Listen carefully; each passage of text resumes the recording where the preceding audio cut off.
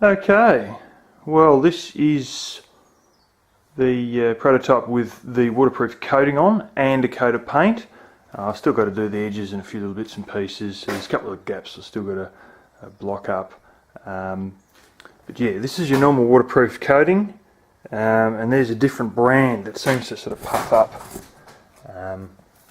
So yeah, there's times where I'd run out of a bottle and I'd have to start another bottle and I didn't have the right one, but yeah, I didn't actually realise I was going to do that until I applied it and come back the next day. It's him there. This was going to be the window, but it sort of looked a bit big, so I've gone and blocked her up a little bit, and it's going to be a smaller piece of Perspex, which is then going to have a bit of fiberglass behind it in order to diffuse the light around the rest of the room.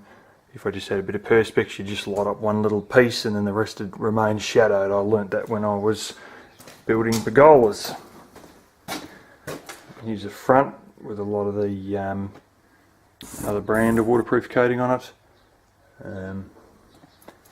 I've started to put insulation inside, and hopefully that's sort of stuck well onto the glue overnight. After that I'm going to put some normal cardboard over the top, hopefully glue that to the insulation or around the edges, because the insulation doesn't go quite to the ends. You'll notice that I have a bit of wood framing here. I was concerned at the high winds we have here that this thing wouldn't survive without a bit of wood framing. So I don't have a great deal of it, but if it didn't have any, you'd be battling to survive. There is a way that I could have made the framing out of cardboard, but you know, in the interest of actually getting it finished within the next millennium, you know, I have decided to put a bit of wood in. It took me 5 weeks just to get the material that you see on the walls here, that sort of material, and you know, it's going to take me longer and more money to get cardboard framing, and then on top of that it'd only actually be really thick cardboard rolls, so then you'd have to sort of be gluing it onto something that was circular, not flat, so you wouldn't get as much surface area to glue it onto. But yeah, this is progress so far.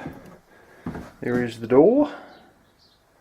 Still touching up a bit of paint on that and covering a few edges that I didn't quite cover.